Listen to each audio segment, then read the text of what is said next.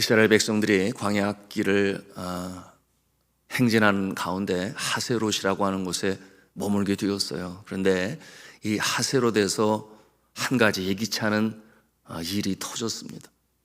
그것은 무엇이었는가 하면 이 모세의 형이고 또 누이인 미리암, 이 아론과 미리암이 모세를 비방하고 나선 것입니다. 그 표면적인 이유는 무엇이었는가? 왜 이방 여인인 구스 여인을 취하였느냐? 그와 같은 내용으로 비방을 하는데요. 여러분, 구스 여인은 오늘 이 시대로 말하면 에티오피아에 있는 사람이니 그 시대의 이방 여인임이 틀림이 없어요. 그런데 이 모세를 비방하고 나서게 된 근본적인 이유가 있으니 그 여인을 택한 것은 하나의 표면적인 빌미가 된 것이요, 근본적인 것은 무엇이었는가 하면 우리 2절 말씀의 그 모습을 봅니다. 우리 같이 읽겠습니다. 2절입니다. 시작. 그들이 이르되 여호와께서 모세와 말씀하셨느냐 우리와도 말씀하지 아니하셨느냐 하매 여호와께서 이 말을 들으셨더라. 여호와께서 모세와만 말씀하셨느냐, 우리와도 말씀하셨다. 이게 무슨 말씀입니까? 우리도 하나님과 소통하여 그 뜻을 알고 있는데 왜 모세만이 리더십을 구사하느냐, 이와 같은 내용이에요. 그러므로 이 비방과 불평은 모세의 이 독주적인 리더십에 대한 항거였던 것입니다. 그러던 차에 모세가 이방 여인을 취하게 되니 빌미의 단초를 제공하게 된 것이죠. 두 가지 질문이 나올 수 있습니다. 첫째는 이방 여인을 취하는 것에 대한 문제예요. 둘째는 왜 하나님께서 모세에게 이와 같은 제왕적인 권세를 주셨는가 하는 의문입니다. 첫째, 이 성경에서 이방 여인에 대한 내용은 성경에서 말씀하고 있으니 율법적으로 금하였습니다. 그러나 예외적으로 하나님께서는 이 이방 여인들 중에서도 들어 사용하시는 모습을 성경을 통해서 우리가 보게 되니, 여러분, 아모리 족속의 기생이었던 라합, 여러분 라합 기억하십니까? 여호수아가 정탐꾼을 보낼 때에 그들을 도와서 그 가족이 구원을 받는 그 역사 가운데 주인공이었죠. 그런가 하면은 모압 여인, 나오미의 며느리요 보아스의 부인이 되는 룻이 또한 그 중에 한 여인이지요. 여러분, 이 룻 아시는 대로 다윗과 예수 그리스도의 혈통의 족보를 따라 올라가면 바로 이 모압 여인, 이방 여인 룻이 있음을 볼 수 있습니다. 무엇을 보여주는 것입니까? 율법은 금하고 있어요. 그러나 우리 여호와 하나님은 때때로 율법을 초월하여 역사하시니 율법을 초월하여 역사를 이루어가신 모습을 보는 것입니다. 그러나 율법에 근거하면 모세가 구스연을 취한 것은 그렇게 모델적인 모범적인 모습은 아닌 것이죠. 그러나 오늘 이 시대는 어떠합니까? 예수 그리스도께서 오신 이후에 예수 그리스도의 보혈은 이 율법의 굴레를 푸시는 것이니, 여시는 것이니, 나라와 민족과 혈통과 족속을 초월하여, 인종을 초월하여 예수를 믿는 자가 구원받는 것입니다. 두 번째로, 왜 하나님께서 모세에게 이 제왕적 권세를 주셨을까요? 정답은 하나님께서 택하셨기 때문에, 그를 세우셨기 때문이라고 말할 수 있겠어요. 그렇다면 왜 하나님은 모세를 택하셨을까요? 하나님께서는 친히 그 이유를 오늘도 설명하고 계시는데요, 함께 본문 말씀 3절을 보시겠습니다. 같이 읽습니다. 시작. 이 사람 모세는 온유함이 지면의 모든 사람보다 더하더라. 아멘. 모세의 성품이 남다르다고 하는 것입니다. 자, 그러면 어떻게 모세가 그러한 온유한 성품을 갖게 되었을까요? 여러분 아시는 대로 이 모세는 성품이 그렇게 온유한 자가 아니었지요. 베드로처럼 아주 다혈질이었고 급한 성품의 소유자였습니다. 여러분 아시는 대로 그가 애굽의 왕자로 있을 때 자신이 애굽 족속이 아니라 이스라엘 민족의 후손이라는 것을 알게 되었고, 그러다 보니 그 국고성을 짓는 일에 노역으로 혹사당하는 자신의 동족을 볼 때 마음이 편치 아니했어요. 그러나 어느 날 이 애굽 병사가 자신의 동족인 이 이스라엘 한 사람을 그저 압제하고 혹독하게 대하니 그 모습을 보면서 부하가 치밀어 올라 그거 어떻게 합니까? 때려 죽였다 그랬어요. 그리고 모래로 덮어서 감췄습니다. 그 정도의 다혈질의 급한 성격의 소유자 모세, 이 사실이 알려지게 되고 애굽 왕 바로에게 생명의 위협을 느낀 이 모세는 미디안 광야로 도망치죠. 그러므로 졸지에 애굽의 왕자가 무명의 목자가 되어 그 미디안 광야에서 자신의 양도 아니에요, 장인의 양들을 치는 일로 40년이라는 세월을 보내게 되니, 여러분, 이와 같은 과정은 하나님께서 그의 성품을 변화시키시는 과정으로 광야 학교라고 말할 수 있겠습니다. 광야 학교를 통하여 그의 성품을 새롭게 변화시키시고 빚어가시는 하나님의 손길이었으니, 그러므로 그의 성품이 변화되게 되었어요. 자, 사랑하는 성도 여러분, 우리도 하나님께서 우리를 쓰시기를 원한다면 어떻게 하시겠습니까? 우리의 모난 부분을 닫으시고 다듬으시고 빚어가실 것이니 우리도 광야 학교를 잘 통과해야 하겠습니다. 인내함으로 소망 중에 견디며 이와 같은 모습으로 변화되고 하나님께서 우리를 또 사용하실 줄로 믿습니다. 또한 우리가 얼마든지 상상해 볼 수 있는 부분이 있는데요, 이스라엘로 가는 그 광야 길을 누가 제일 잘 알겠습니까? 아론과 미리암이 모세의 지도력을 비방했습니다. 그러나 그들은 애굽에서 태어나서 애굽에서만 있었어요.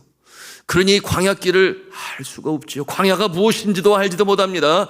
그러나 모세는 어떠합니까? 40년 동안 그 미디안 광야에서 생활하게 되었으니 그 길을 누구보다도 잘 알지 않겠어요?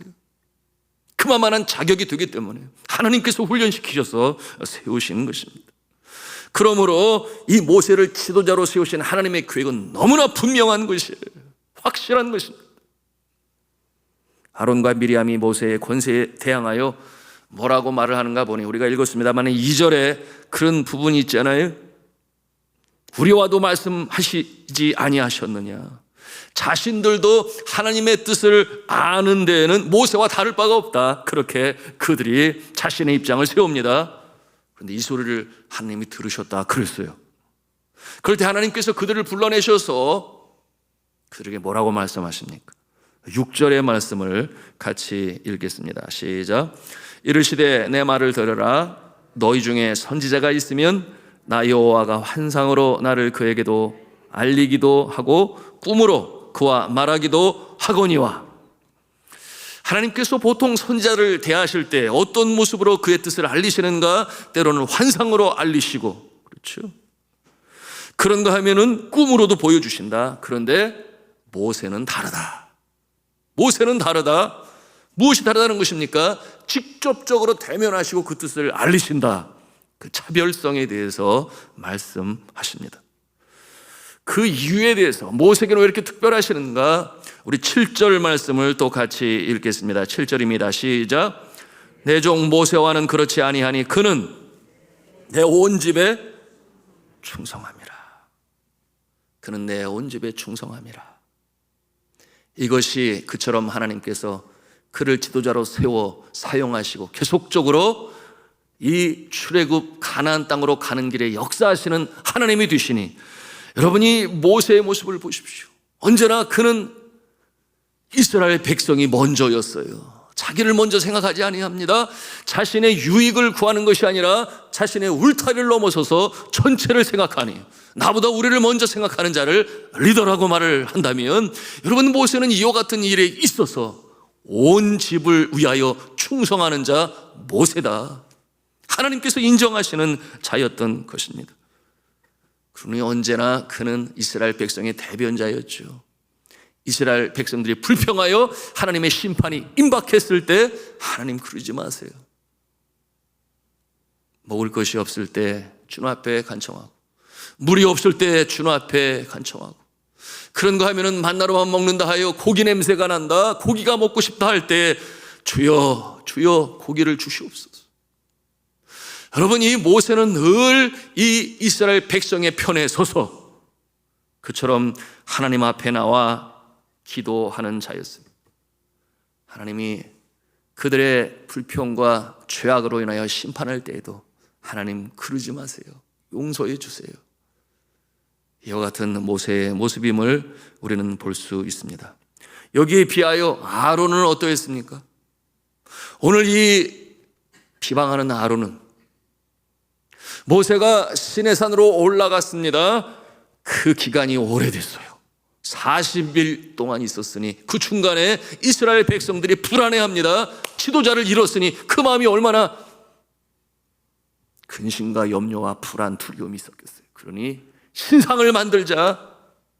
이 일로 아론에 가서 요청할 때 영적으로 둔감하고 강력한 영적 지도자가 아니 되는 이 아론이 어떻게 해요? 허락을 하고 금부치들을 다 모아서 황금 송아지를 만들고 거기에 머리를 조아리는 이 일에 허락한 자가 되었으니 그 모습이 바로 아론의 모습이에요. 그래서 하나님의 진노가 임하고 이스라엘 백성들이 이제 심판을 받게 될 때에 그 일에 있어서 대변자가 되고 하나님 용서해 주세요. 간청했던 자가 누구였습니까? 아론이 아니고 모세였음을 우리는 볼 수 있는 것입니다. 하나님의 심판이 아론과 미리암에게 임합니다. 우리 10절 말씀을 같이 보겠습니다. 읽습니다. 시작. 구름이 장막 위에서 떠나갔고 미리암은 나병에 걸려 눈과 같더라. 아론이 미리암을 본즉 나병에 걸렸는지라. 하나님의 심판이 임하니 미리암에게 나병이 임하게 되었어요. 얼마나 참 불쌍하고 가련한 신세가 되었습니까? 그제서야 깨달음이 왔어요. 우리가 잘못했구나, 교만했구나. 그러므로 이 아론이 모세에게 사정을 합니다. 부탁을 합니다. 자신들의 잘못을 인정하고 살려달라고 빌어요. 그 내용이 11절과 12절인데요. 함께 읽겠습니다. 시작. 아론이 이에 모세에게 이르되 슬프도다 내 주여, 우리가 어리석은 일을 하여 죄를 지었으나 청하건대 그 벌을 우리에게 돌리지 마소서. 그가 살이 반이나 썩어 모태로부터 죽어서 나온 자 같이 되지 않게 하소서. 아론이 모세에게 부탁하는 것입니다. 그때 모세를 어떻게 불러요? 내 주여라고 불러요. 내 주여. 비로소 모세가 이스라엘 민족의 참된 지도자임을 인정하고, 그러니 내 주여 이 나병에서 고쳐 주옵소서 간청을 하는 아론의 모습이에요. 여러분, 이와 같은 때에 모세가 어떠한 모습인가요? 이 모세의 온유함이 다시금 증명이 되고 있으니 13절 말씀입니다. 같이 읽겠습니다. 시작. 모세가 여호와께 부르짖어 이르되 하나님이 원하건대 그를 고쳐 주옵소서. 자, 사랑하는 성도 여러분, 온유한 자가 이기는 줄로 믿으시길 바랍니다. 온유한 자가 이겨요. 긍휼히 여기고 불쌍히 여기고. 이와 같은 상황에서 모세가 그래 이제 알았니? 이제 깨달았어? 우리 한번 혼 좀 나와라. 아무런 말이 없어요. 그는 그에게 아무런 대응하지 아니하고 그저 하나님께 나아가서 선처를 간구하는 모세. 이게 참 지도자겠지요. 특별히 영적 지도자는 이러해야 하겠지요. 그 기도를 들으시고 하나님께서 어떻게 하십니까? 바로 용서하시지는 아니하세요. 그러면 깨달음도 없겠지요. 7일 동안 미리암이 깨달음과 참회의 시간을 갖게 하십니다. 그 14절 후반부에 어떤 내용이 있어요? 진영 밖에 이레 동안 가두고 들어오게 할지니라. 7일 동안 진영 밖에 두어 격리시키고 들어오지 못하게 하고, 여기는 뭐예요? 7일 뒤에 나음을 입게 하셔서 다시금 받아들이셨다 하는 내용을 우리가 보게 됩니다. 자, 이와 같은 모습을 보면서 이 아론의 마음에는 어떤 생각이 들게 되었을까요? 나도 잘못하다가는 나병 걸릴 수 있어. 그런 마음 가지고 참회하고 하나님 앞에 회개하였을 것입니다. 오늘 말씀과 연관하여 이 시대의 지도력, 지도자의 유형, 보통 세 가지로 말하고 있는데요. 첫째가 강압적인 지도력이 있어요. 강압적인 지도력. 쉽게 말하면 독재하는 지도력. 그래서 강제적인 수단, 이 파워를 사용해서 상대방으로 하여금 내 명령에 따르게 하는 그와 같은 지도력입니다.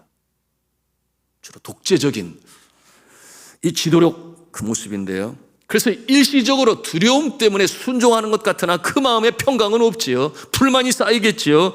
계속 반항만 누적되니 그 결과는 효과적이지 못하고 마침내 붕괴되고 맙니다. 그런가 하면은 두 번째 지도력이 있으니 그것은 뭐라고 하냐면 실리적 지도력이라 그래요. 실리적 지도력. 오늘 이 시대에 세상에서 보는 리더십이에요. 그 기저가 무엇인가? 네가 내 말을 잘 들으면 너에게도 유익할 거야. 뭐 이런 원리예요.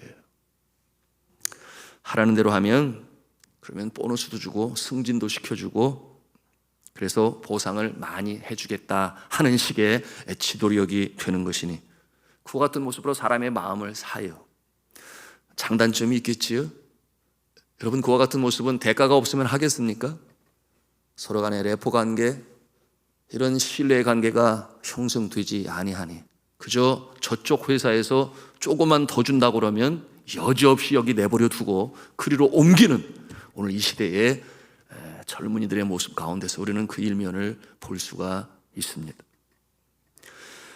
여러분, 그렇다면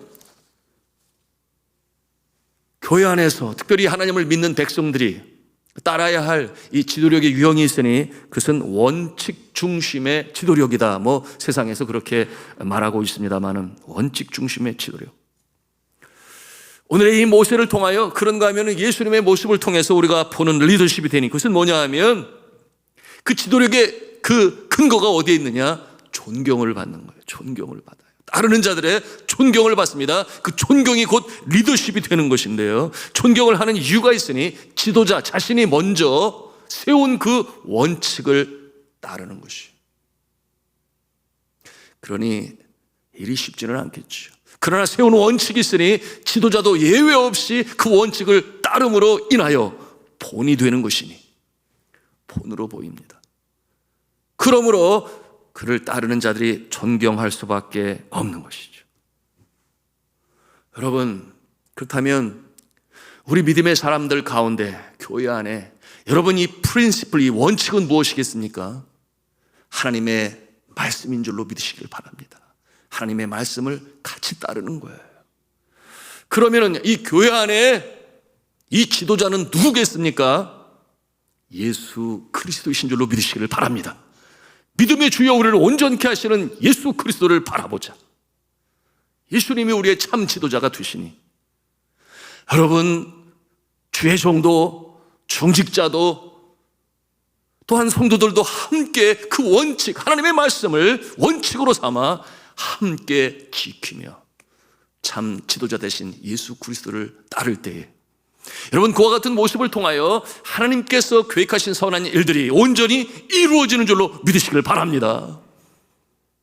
말씀을 맺습니다. 우리가 오늘 말씀을 통해서 오늘 이 모세의 지도력은 온 땅에 그 온유함이 승하였더라, 더하였더라.